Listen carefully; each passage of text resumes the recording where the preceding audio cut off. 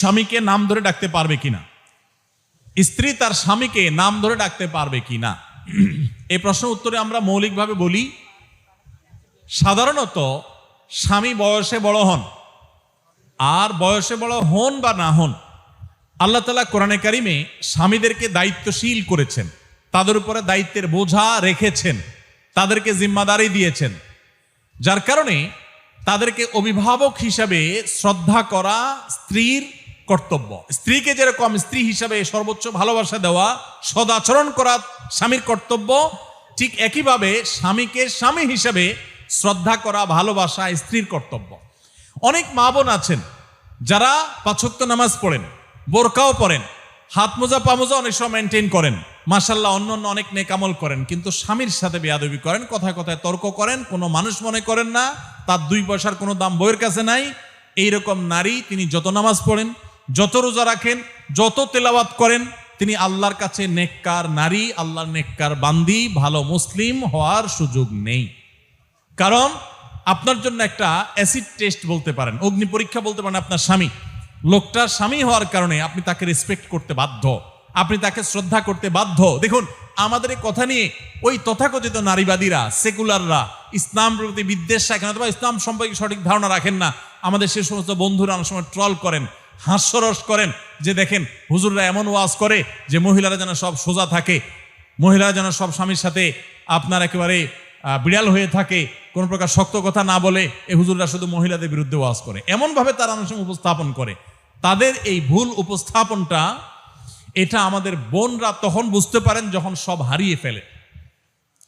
Doctor Abdullah Jahangir রহমতুল্লাহ আলাইহি একটা কথা বলতেন যে আমাদের বোনরা যখন স্বামীর সাথে মনোমালিন্য হয়, ঝামেলা তৈরি হয়, কোরআন তাদেরকে, হাদিস তাদেরকে, ওলামায়ে কেরাম তাদেরকে নির্দেশ করেন যে আপনি সবর করুন, উভয় পক্ষের মুরব্বীদেরকে দিয়ে দেন দরবার করে, সালিশি করে, মিটমাট করে সমস্যার সমাধানের চেষ্টা করুন, ধৈর্য ধারণ করার চেষ্টা করুন।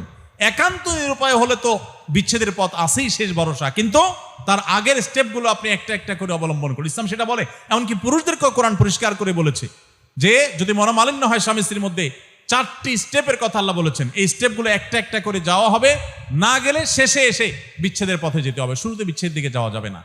আর তথাকথিত এই নারীবাদী এবং সেকুলাররা আমাদের এই রকম বোনদেরকে শুরুতেই উস্কে দেয়, স্বামীর সাথে গন্ডগোল হলে বলে আরে তুমি রাখো, একটা চাকরি করো, নিজের পায়ে দাঁড়াও, কেন তার উপরে ডিপেন্ড থাকতে হবে, কেন তার কথা উঠবস করতে হবে। ফুসলে আমার এই বোনটাকে উস্কে দেয়।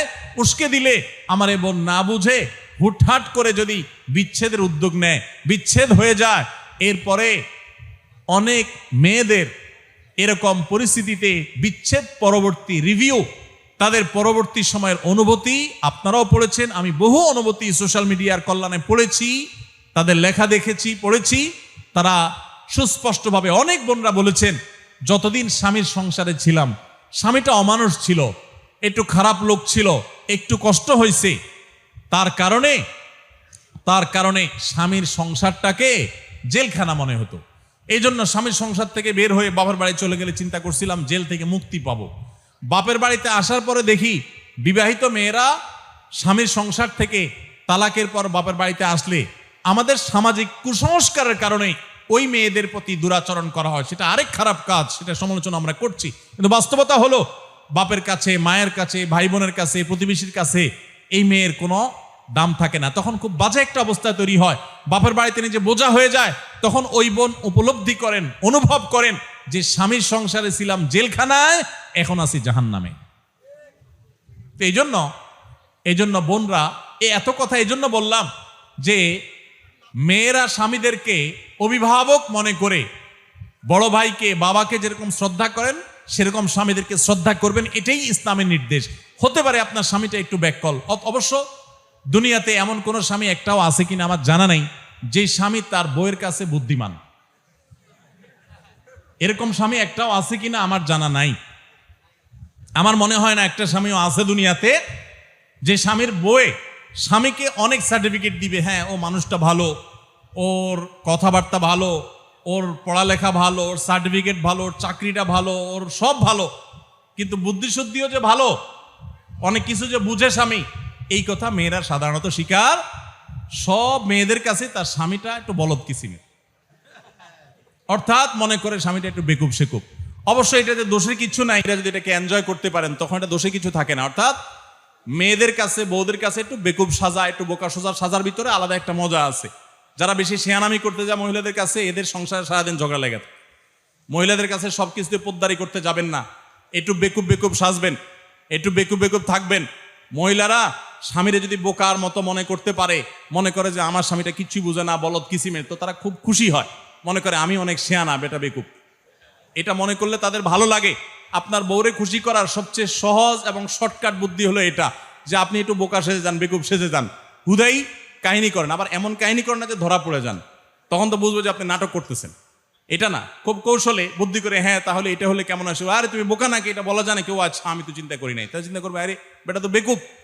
তখন আপনি ভুলভাল কিছু বললেও সে মাফ করবে, বলবে আমার স্বামী তো বেকুব, তো বুঝে না, কি হবে, যা বকাঝকা দিয়ে সে মাফ করে দিবে।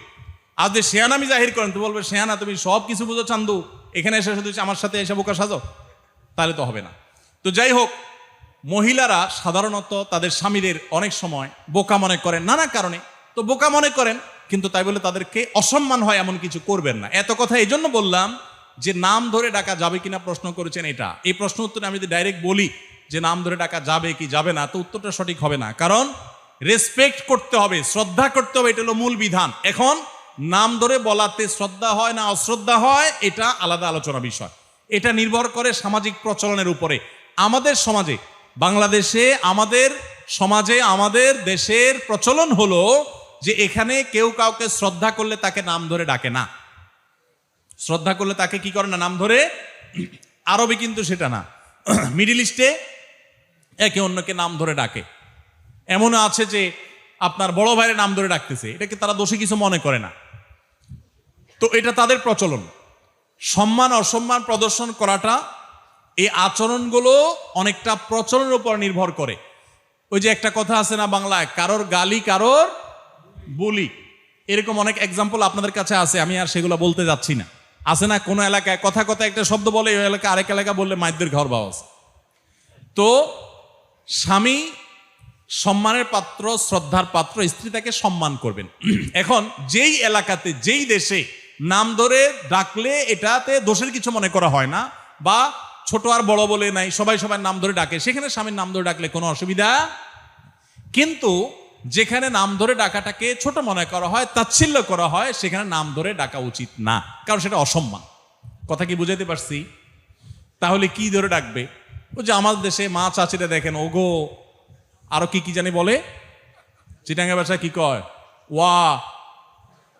তো যেখানে যেটা বলে আপনার ডাকা যায় সেটা ডাকবেন।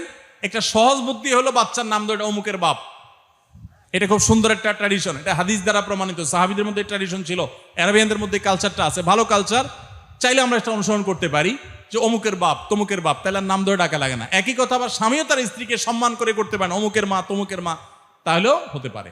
আর স্বামী স্ত্রীর মধ্যে ভালোবাসা বোঝাপড়াটা এই লেভেলে যদি চলে যায় যে আসলে নাম ধরে ডাকলেও কেউ, তারা একে অন্যকে ছোট মনে করছে না, বা তারা বরং এটা ভালোবাসার বহিঃপ্রকাশ মনে করছে, তারা বরং এটাকে এনজয় করছে, এরকম হলে মৌলিকভাবে এটাতে কোনো দোষের কিছু নাই। অসম্মান যেন না হয়, সেটা হলো মূল বিষয়। অনেক মায়েরা আছেন, অনেক বোনরা আছেন, তাদের স্বামীদেরকে অশ্রদ্ধা করেন, অসম্মান করেন, সেটা কিন্তু নাজায়েজ কাজ।